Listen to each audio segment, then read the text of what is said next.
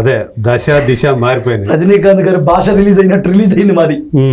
ఏ యారలే కడితే కరోనా ఆ రేంజ్లో రిలీజ్ అయిన సినిమా.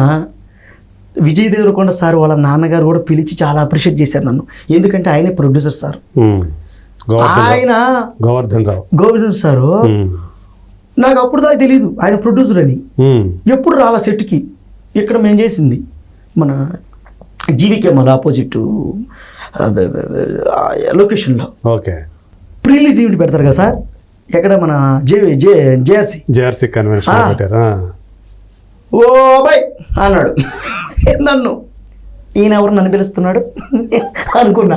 ఆడదాకపోయిన తర్వాత ఓ అబ్బాయి రా అన్నాడు.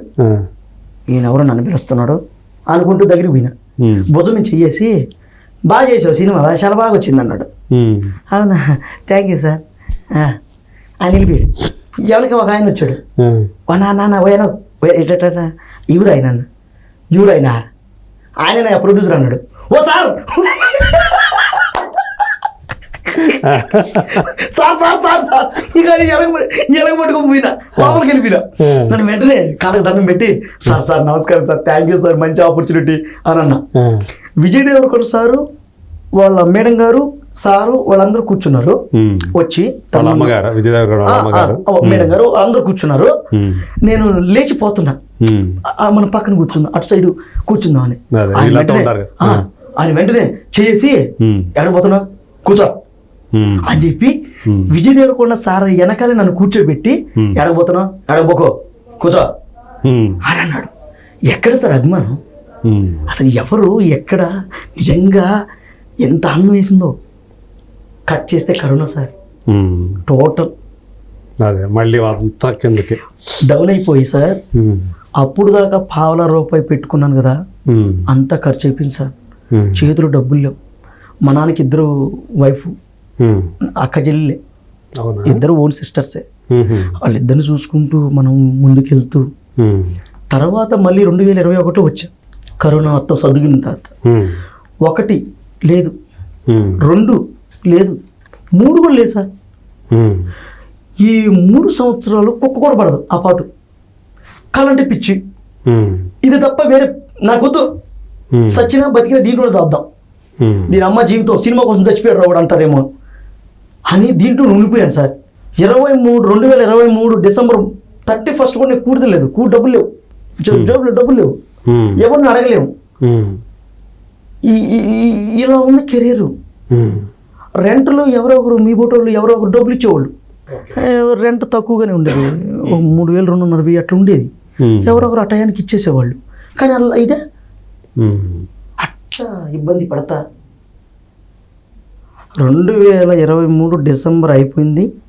జనవరి 1 24 ఆ టైంలో వచ్చింది sir Jaganmohan Reddy sir character. జీవితాన్ని మార్చేసింది అంతే. ఓకే. ఈరోజు బయటకు వెళితే గుర్తుపట్టని వాళ్ళే లేరు. నిజంగా జగన్మోహన్ రెడ్డి అన్నయ్య ఆయన ఎప్పుడు 100 కాలం బాగుండాలి. నిజంగా ఆయన వల్లే ఈరోజు సునీల్ రావినత్తుల చాలా బాగున్నా. జగనన్న పుణ్యం.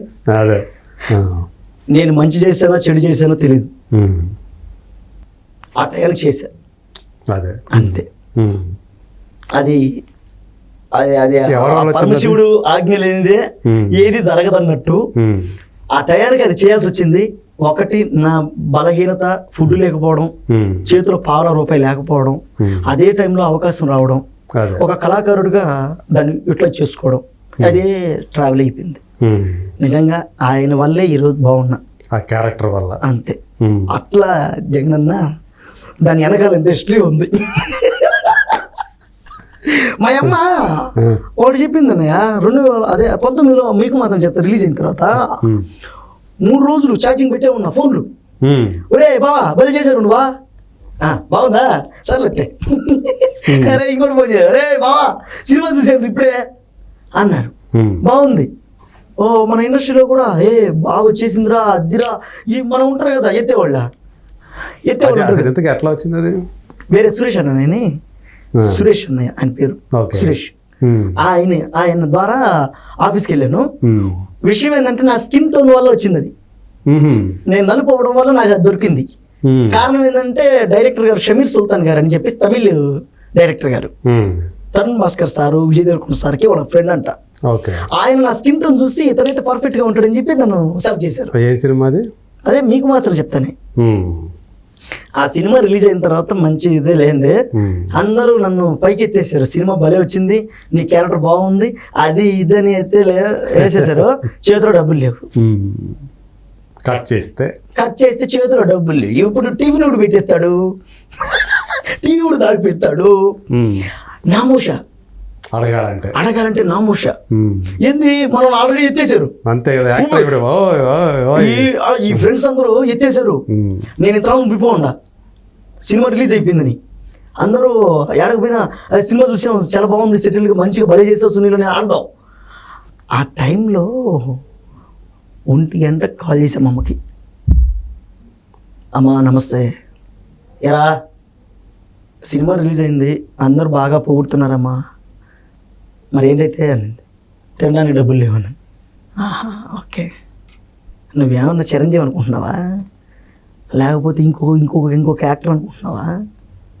ఎవడరా నువ్వేంటి, నీ స్థాయి ఏంటి, ఎవడు నువ్వు అసలు, నువ్వెక్కడున్నావు? కోటేశ్వరుడు కొడుకు కాదు నువ్వు, ఒక వీధి నాటకోత్సవాలు చేసుకునేటువంటి ఒక సాధారణ ఆర్టిస్ట్ ఒక కొడుకువి నువ్వు. నీకు అంత పిస్టేజా? చేసిందే ఒక తొగలలో సినిమా, దానికి నీకు పిస్టేజా? ఎవడో నువ్వు అని మా అమ్మ అనింది. నెత్తి మీద ఉన్న కళ్ళు అప్పుడు ఏడకొచ్చినాయి. ప్రతిరోజు అడుక్కు తినాలి, ఇదే జీవితం. నువ్వు ఎంత పెద్ద గొప్ప స్థాయిలో ఉన్నప్పటికీ కూడా, ఎక్కడున్నప్పటికీ కూడా నువ్వు ఒకరి దగ్గర అడగాలి, పెట్టించుకో తినాలి, అంతే. నీకేం కావాలో అడగందే ఎవరు పెట్టరు, అడిగి తినాలి అంతే. నువ్వు ఏ స్థాయిలో ఉన్నా. అంబానీ అయినా సరే డబ్బు తిన్నాడుగా, అంతే కదా, కూడే తినాలి. అది నువ్వు అడగాలి, పెట్టించుకో తినాలి, అంతేగాని నువ్వు ఆ స్థాయిలో ఉన్నావు, ఈ స్థాయిలో ఉన్నావు, వాడు మాట ఈడి మాటని నువ్వేంది నేను ఏదో పెద్ద స్టార్ని అయిపోయినట్టు ఏం బిల్డప్పా అని మా అమ్మ అనింది. ఒక్కసారిగా అన్నయ్య గాలిబోటుకి ఆ పినిస్తో పొడిచినట్టు బక్కగా అయిపోయి, అంతే అంటావా మా అమ్మని? అంతే కదంటయ్యా. ఆ రోజు నీ చేయించుకున్నానయ్యా. ఆ రోజు నుంచి ఏ రోజు కూడా డ్రెస్ మెయింటెనెన్స్ కానీ ఇంకోటి కానీ చేయను.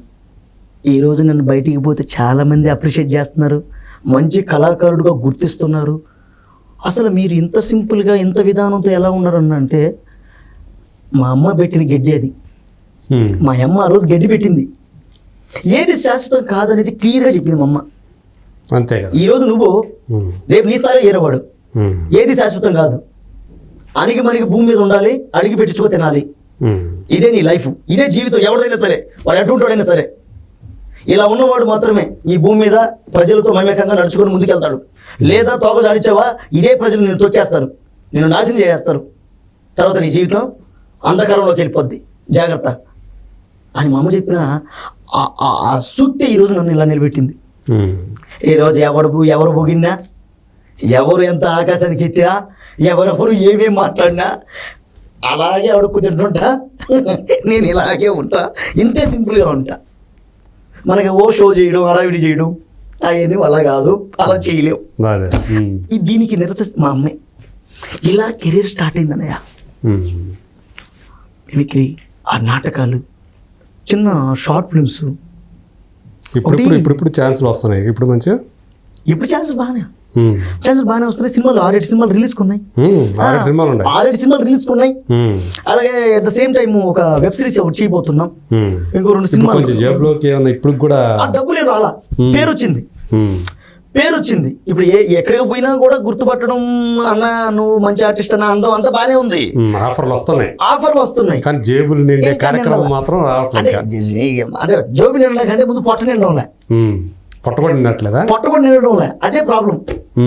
ఎందుకని అవకాశాలు ఉన్నప్పుడు అంటే శబాష్ అనేవాళ్ళు, భుజం తట్టేవాళ్ళు అందరూ కూడి పెట్టరనయ్య.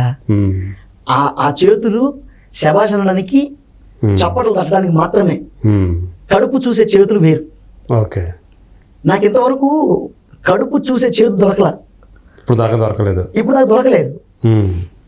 ఇక మీద దొరుకుతుందని ఆశతో ఉన్నా. ఈ పేరుతో పాటు అది కూడా ముందు ముందు వస్తుంది అనే ఆశతో ఉన్నా. అలాగే నన్ను చప్పట్లు కొట్టే వాళ్ళు చాలా మంది ఉన్నారు. ఉమ్. భుజం తట్టి సూపర్ అనే వాళ్ళు ఉన్నారు. సరే, నువ్వు మిమిక్రీలు ఇవన్నీ చేస్తావు కదా, నీకు బాగా ఎక్కువగా ఇప్పుడు నువ్వు ఇమిటేట్ చేసిన వాటిలో ఎవరిని ఎక్కువగా ఇమిటేట్ చేసి ఉంటావు? బాలయ్య బాబు గారిని. అవునా? ఆ, ఓకే. బాలయ్య బాబు గారిని బాగా చేశాను. ఉమ్. ఆయనతోనే ఒక సంస్థ ప్రైవేట్గా నంది అవార్డులు బహుకరిస్తుంటారు. అవును. అవి కూడా ఇచ్చారు త్యాగరాయ గాన సభలో.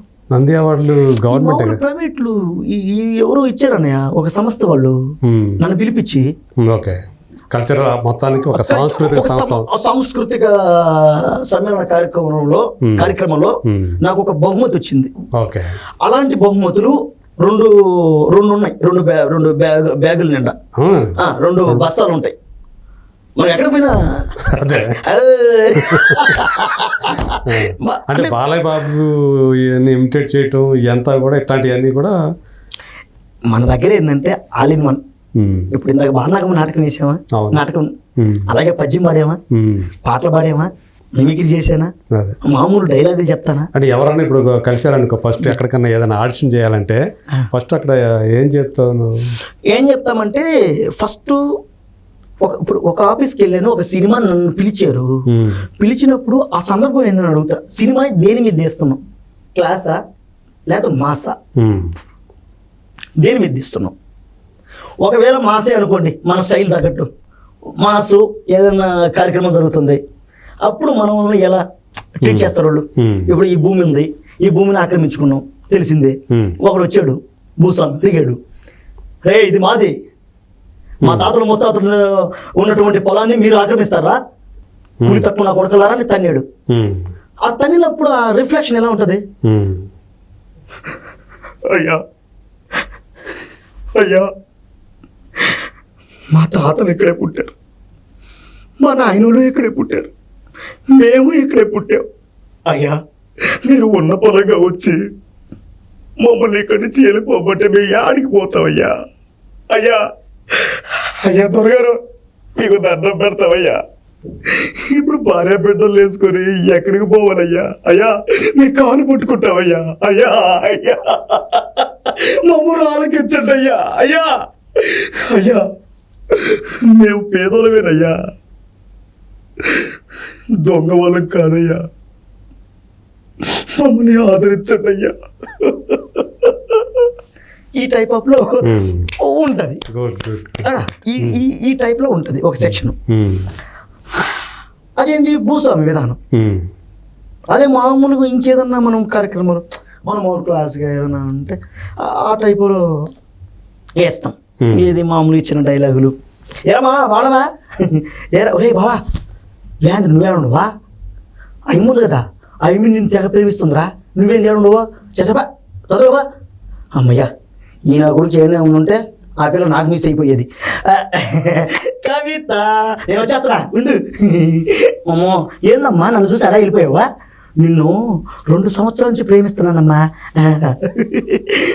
ఐ లవ్ యూ నేను చెప్పాను, నువ్వు చెప్పచ్చుగా. ఇలా ఒక కామెడీ, ఒక ఫ్రెండ్ రోల్ చేసినప్పుడు ఇలాంటి ఫన్లో నుంచి వస్తాం, ఒక ఎమోషనల్ నుంచి అది వస్తాం. ఓకే. అట్లా కాదు, ఇప్పుడు ఒకసారి నీ స్కూల్ డేస్కి వెళ్తే, కాలేజ్ రోజుకి వెళ్తే ఐ లవ్ యూ చెప్పావు కదా, ఈ ఐ లవ్ యూని నేను డైరెక్టర్ని, ఎస్ నీకు నువ్వు ఇమిటేట్ చేయగల వాళ్ళ ఎంతమందిని ఇమిటేట్ చేయగలుగుతావో ఆ లవ్ ఐ లవ్ యూ చెప్పడాన్ని చెప్పు. వేసేసారుగా ఫస్ట్ బాబు గారు చూద్దాం.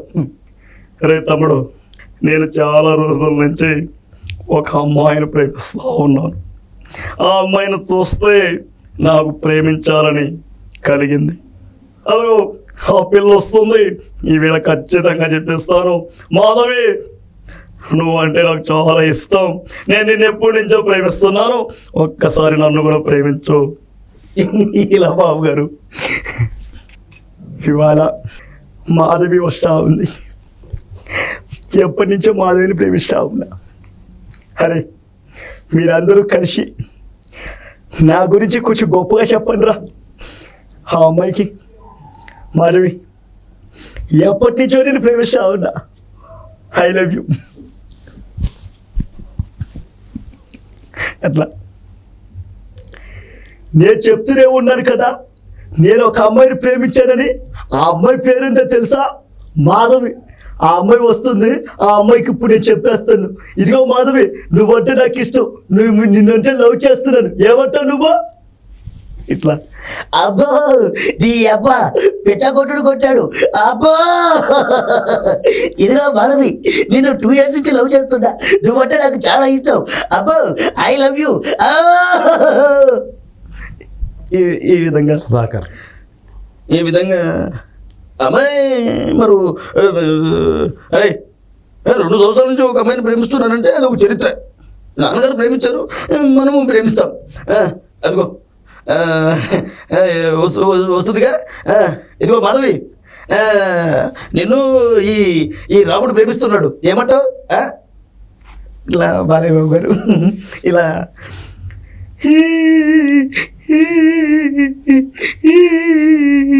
రామా రా, ఇదిగో తెల్ల బడ్షీటు, వీడే రవి, ఎక్కడికైనా తీసుకెళ్ళి ప్రేమించుకోండి. నేను ఇంకొక అమ్మాయికి లైన్ వేస్తున్నా, ఆ అమ్మాయిని ప్రేమిస్తున్నా. అదిగో మాధవి, నువ్వంటే నాకు చాలా ఇష్టం, ఐ లవ్ యూ. ఇట్లా ఇలా చేస్తుంటాను. ఇలా మన కొన్ని చేస్తూ ఉండు. ఇదే పవన్ కళ్యాణ్ అయితే అయ్యి బాబోయ్, ఆయన ఆల్రెడీ చూసేప్పుడు నన్ను ఎందుకంటే అసలు మా ఫ్యాన్స్ ఒప్పుకోరు. అమ్మ బాబోయ్. అట్లా ఆర్టిస్టులని మనం అట్లా తీసుకొని చేయొచ్చు.